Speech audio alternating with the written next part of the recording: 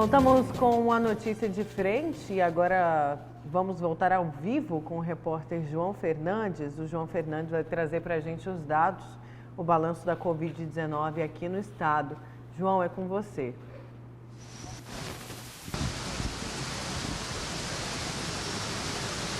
Maiara, estado que registrou nas últimas 24 horas mais 29 mortes, ou seja, mais 29 pessoas perderam essa batalha para o coronavírus. E também outras 623 pessoas foram infectadas, ou seja, novos infectados.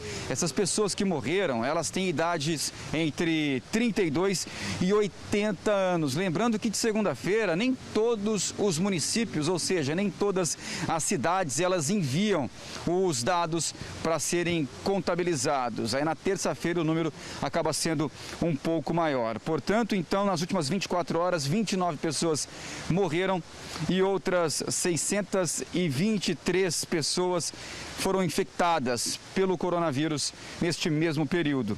Agora na tela também você vê aí os números totais da Covid-19 aqui no nosso estado, Mato Grosso, que registra até nesse momento 393.877 pessoas infectadas. Mortes registradas até o momento, 10.675. Pacientes recuperados, 371.449. Internados, se tratando da Covid-19, 1.521 pacientes. Em isolamento, 10.171. Esse número também subiu bastante, viu? Outra coisa que chama a atenção e já alerta, segundo mesmo os especialistas vêm dizendo, para a terceira onda do coronavírus, a gente vê aqui o reflexo disso na ocupação de leitos de UTI. 86,9%. Está subindo e isso já acende a luz de alerta. Enfermaria, 36%. Inclusive, Nayara, na última sexta-feira, no programa de carona, na Cultura FM, a gente falou com alguns prefeitos, os prefeitos de Tangará da Serra e de Sorriso, eles falaram com a gente, inclusive, da possibilidade de restringir mais, de aumentar as restrições por causa dessa ameaça, da terceira onda da Covid-19. Claro que a gente vai continuar escutando os prefeitos das 10 principais cidades aqui do estado para saber se eles vão tomar novas medidas, se vão restringir mais, diminuir a flexibilização para evitar novos infectados aqui no estado e, consequentemente, também o aumento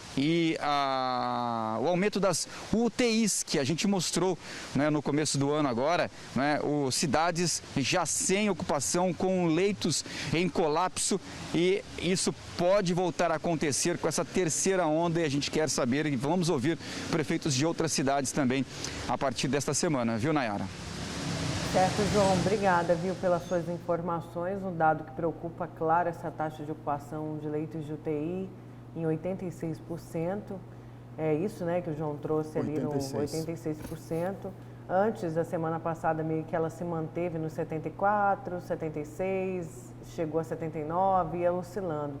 E 86% a gente começa a ficar muito preocupado, porque ninguém quer ver as cenas que a gente viu de gente desesperada, de gente ligando, pedindo ajuda para conseguir leito de UTI. Isso é desesperador, gente. Desesperador. Você saber que a única solução é um leito e não ter. Nossa Senhora, eu não consigo nem pensar nessa situação de passar por isso, porque a gente presenciou muita gente, pedindo ajuda, inclusive, da imprensa para fazer essa ponte que a gente sempre fez com o poder público, mas não tinha. Nayara e amigo telespectador, vamos lembrar um dado muito recentemente. No mês de abril, nós tivemos, por exemplo, a superlotação. Estava lotado hospitais particulares e hospitais públicos, todos lotados. E ainda tinha uma fila enorme de 70, 80 pessoas na fila precisando de uma UTI. Ora, esse número caiu durante as ondas, durante os períodos pandêmicos, vamos dizer assim, há uma queda do número de infectados e outro momento há uma subida do número de infectados, inclusive de mortes também. Nessa oscilação em determinados momentos, ocorreu uma folga para as vagas, tanto na esfera particular quanto na pública. Agora nós estamos vendo um novo aumento. A Nayara lembrou muito bem, tinha-se 74% nas UTIs, agora são 86%. Isso significa dizer que voltou a crescer de forma significativa o número de infectados. Isso sem falar num outro problema mais sério ainda. Infelizmente, não se criou no país todo, e não apenas em Mato Grosso, não se criaram novos leitos, não se criaram isso. Aliás, hospitais de campanha foram fechados, inclusive hospitais do governo federal foram fechados. Lá em Goiás é uma prova disso, é uma prova muito clara disso. Por outro lado, amigo, tem um outro problema que me chama muito a atenção. O lidar do profissional da saúde na UTI é muito diferente do lidar do profissional da saúde em outras áreas, em outros setores. Isso significa dizer, a meu juízo, que os governantes brasileiros deveriam estar fazendo um curso de qualificação para os médicos trabalharem na UTI, Nayara. Você teria mais ou menos 15 dias, 20 dias para preparar esse médico que recém-saído da universidade ou um médico que não tem nenhuma experiência na UTI. O profissional da saúde sabe muito bem disso. Há uma diferença gritante entre o lidar no interior da UTI com fora da UTI. Por isso que faltou também planejamento neste aspecto. Ou seja, o Brasil continua desorientado, o Brasil de uma forma geral. E aí eu estou envolvendo todos os governantes, não apenas um ou outro, todos. Faltou uma orientação, faltou uma coordenação de trabalhos, faltou as mãos estarem entrelaçadas contra o único inimigo que temos, o único inimigo mortal. Esse é o grande problema nosso. Professor, infelizmente. Vamos aqui, deixa eu colocar mais participação do telespectador. Bom dia, Nayara, bom dia, professor. Adoro o comentário do professor, porém, usando suas palavras, não podemos perder de vista, nas eleições passadas houve aglomeração, inclusive na comemoração no Chopão, carreata, passeatas em Cuiabá, correto, professor? É o Marcos de Várzea Grande. O Marcos está coberto de razão. Houve sim, ainda que tenha alguém que não queira colocar isso sobre a mesa, houve sim aglomeração, grupos estavam formados e com isso simplesmente ajudou muito o coronavírus. Nós todos sabemos, o vírus não tem perna própria, ele precisa do corpo humano para se expandir, para crescer, ele precisa do corpo humano. Quando você tem as pessoas juntas, promove cada vez mais a expansão, o alastramento desse vírus. Por isso o Marcos está coberto de razão que houve sim, nas eleições de 2020, grupos formando e com isso a corrente a favor do coronavírus e não a favor da vida. Vamos a mais participação. Nayara e professor, o problema da nossa imprensa hoje é que ela sempre criticou o governo passado, os governos passados corruptos. E agora que temos um governo honesto, vocês não sabem o que falar, ficam criticando o atual governo por tudo e qualquer coisa que ele faça. Interessante essa participação, né? Porque a gente vê algumas manifestações para a imprensa como um todo. Por que você sabe falar isso? Porque quando era do governo passado vocês não falavam? Gente, é porque o brasileiro comprovadamente tem memória curta, né, professor Lorenberg? Inclusive, o Lula, quando foi preso, apontou para a imprensa, falou, isso foi arquitetado pela imprensa. Se não fosse pela imprensa, usando o nome aí de algumas eu não estaria aqui sendo preso. E aí, gostaram agora? Chegou a falar isso, não chegou? Você lembra quando ele se entregou para a PF, que fez aquela... eu já ia falar aglomeração, mas na época não tinha pandemia, ele fez aquela manifestação e tal. Quantas vezes, né? O próprio Michel Temer cansou durante o seu mandato, quando ele assumiu a presidência da República, evidentemente, ele cansou de atacar a imprensa. Veja, amigos... a imprensa fez um circo aqui para poder fazer isso, quantas vezes? Mas verdade. não mais duramente quanto o presidente Jair Bolsonaro. Mas, pelo que eu me lembro, a imprensa sempre noticiou mandos, desmandos, formas de fazer, jeitos de todos os gestores. Eu vou fazer uma pequena observação. Claro que existe uma rusga maior agora, né, Lorenberg? Claro, eu vou fazer uma pequena observação, amigos. Quando eu estou em sala de aula, eu sempre recomendo aos meus amigos, alunos, que não fique focado apenas a uma leitura. Se ele puder ter 2, 3, 4 leituras diferentes sobre o mesmo fato, que faça isso, que leia, para que ele tenha uma opinião muito construída, muito bem construída, com essas leituras todas. O momento que você tem uma única leitura, seja a favor de A ou a favor de B, contra A ou contra B, a sua opinião, ela é sempre pela metade. E pode ocorrer, amigo, pode ocorrer que nem opinião seja. Eu sempre disse isso e vou repetir agora aqui, aproveitando a deixa do programa. Opinião é diferente de achismo. Achismo não precisa de fundamentação, de argumentação. A opinião requer a argumentação. E a argumentação não é fácil de ser construída. Por isso que, ao contrário, amigos telespectadores, ao contrário de você combater a imprensa, por que você não ler e não ouvir e não acompanhar vários órgãos da imprensa e, a partir daí, você ter uma leitura mais precisa de uma determinada situação, de um determinado fato? Por que não fazer isso? É muito melhor. Embora o jogo político seja, e é de fato, emocional, o eleitor, o cidadão, não deva simplesmente ser emocional para visualizar a política. Ao contrário, o racional deveria ser exatamente a bússola de qualquer cidadão. Certo, vamos seguir aqui com a notícia de frente. Vamos falar do funcionalismo público, porque o funcionalismo do Poder Executivo Estadual está negociando 2 situações econômicas com o governo de Mato Grosso.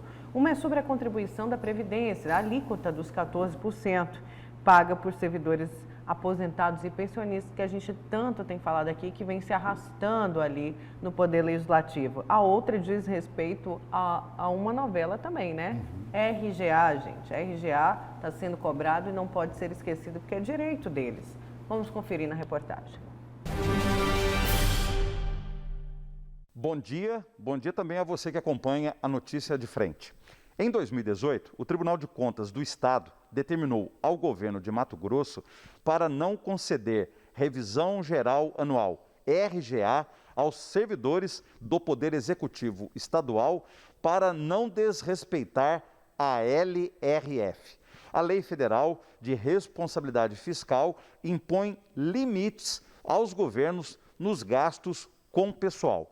Por sua vez, o Fórum Sindical, que é uma entidade que representa os servidores do Poder Executivo Estadual aqui em Mato Grosso, publicou uma nota técnica que diz o seguinte, que a Constituição Federal, no artigo 37, inciso 10, determina que é obrigação dos governos, todo ano, fazer uma revisão da remuneração dos agentes públicos. A nota técnica do Fórum Sindical diz mais, acrescenta que o STF, o Supremo Tribunal Federal, também já considerou que os limites previstos nas normas da LRF sobre despesas com pessoal não podem justificar descumprimento de direitos subjetivos dos servidores públicos. Além dessa questão legal, há também aí um conflito de números.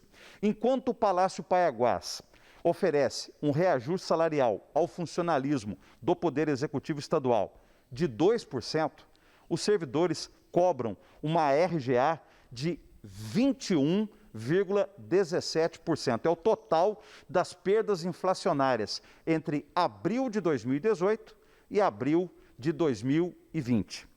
Ainda há uma outra questão a ser resolvida. Em Mato Grosso, o servidor público estadual aposentado, que ganha até R$ 3.300, tem isenção de contribuição previdenciária. Quem ganha acima desse valor, na parte que excede os R$ 3.300, paga uma contribuição previdenciária de 14%, os aposentados. O que os servidores querem do governo de Mato Grosso? Que siga a regra do governo federal. Qual que é a regra do governo federal? Isenção até o teto do INSS de R$ 6.400.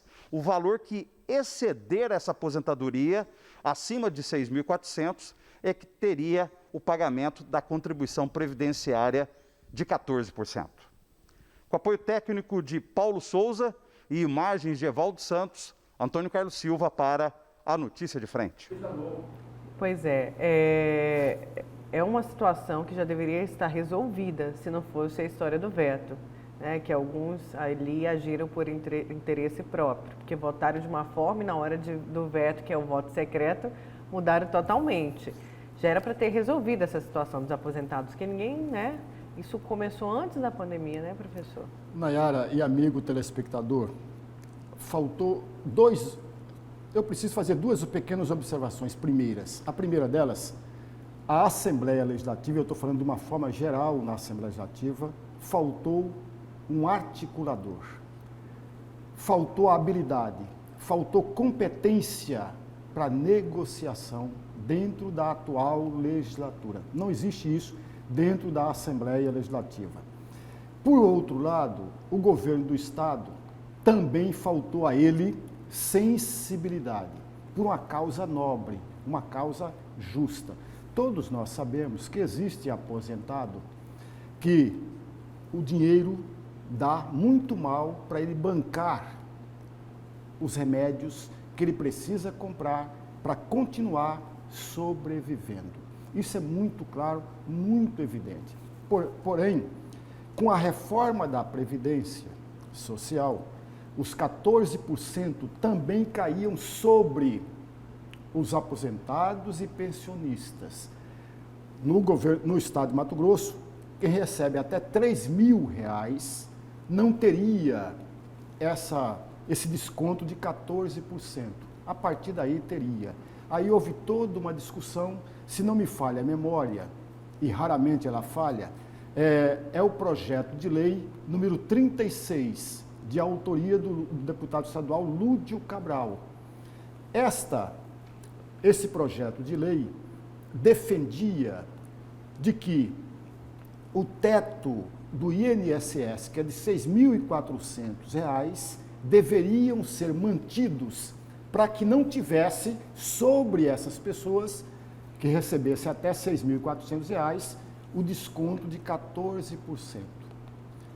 Esse projeto de lei foi aprovado na Assembleia Legislativa e aí o governador do estado, e corretamente, vetou esse item, porque a Assembleia Legislativa não pode produzir despesa ou tirar dinheiro do governo, entre aspas.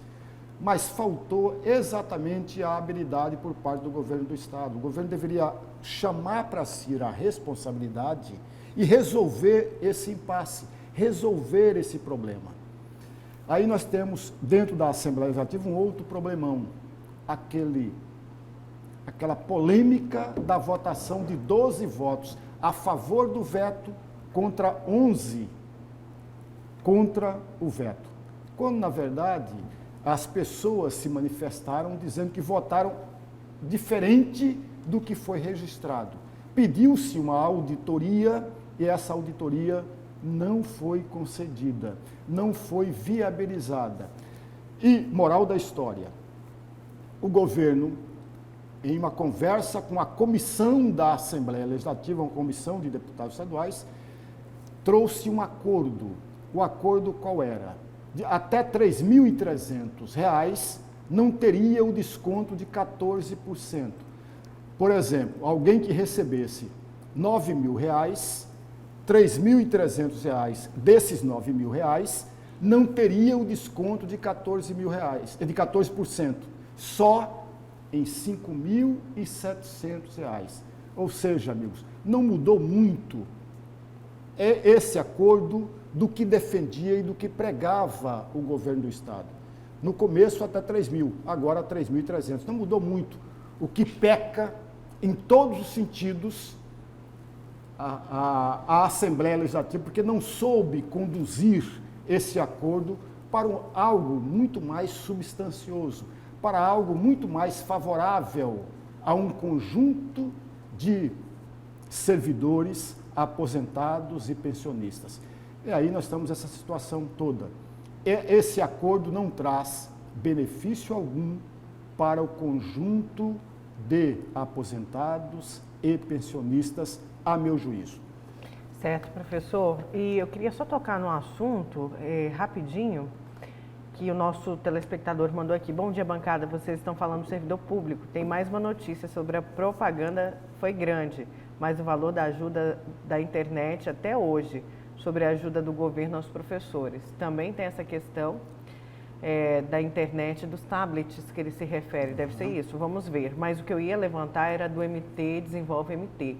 Professor, como eu tenho ouvido de empresários pequenos, gente que está precisando mesmo, está com a corda no pescoço dessa ajuda e não teve. Também teve uma propaganda aí muito grande, não tem dinheiro suficiente para todo mundo e parece que ali o pessoal insiste em pôr empecilhos maiores. Infelizmente, essa ajuda do Desenvolve MT não foi para todo mundo. Parece que é um montante de 55 milhões, dos quais 10 milhões vêm da Assembleia Legislativa. E convenhamos, amigos, no ano pandêmico, muitos empresários, pequenos empresários, precisam sim da ajuda do poder público.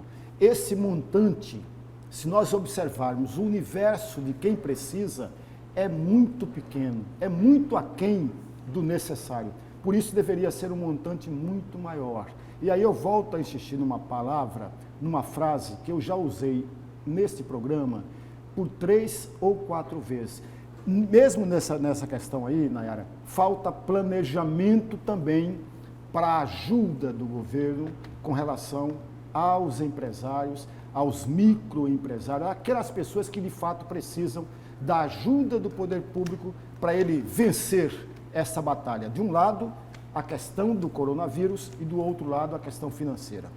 Certo, vamos para mais um intervalo. Só vou pedir antes do intervalo para o nosso querido Tony Moreno separar aí o hino do Cuiabá e do São Paulo, que o São Paulo merece, viu, gente? Olha, 9 anos no jejum. Oh, eita jejum, hein, professor? É verdade. Eita jejum longo esse. E só de ter sido em cima do Palmeiras tá bom demais, hein? Tá bom demais, é isso aí.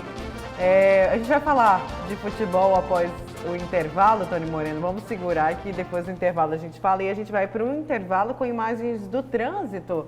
Aí, através das câmeras da Secretaria de Mobilidade Urbana, a gente tem a Agrícola Paz de Barros, aí virou. Aí tem no trevo de Santa Isabel. 7 horas 8 minutos, trânsito já movimentado neste horário. A gente já volta.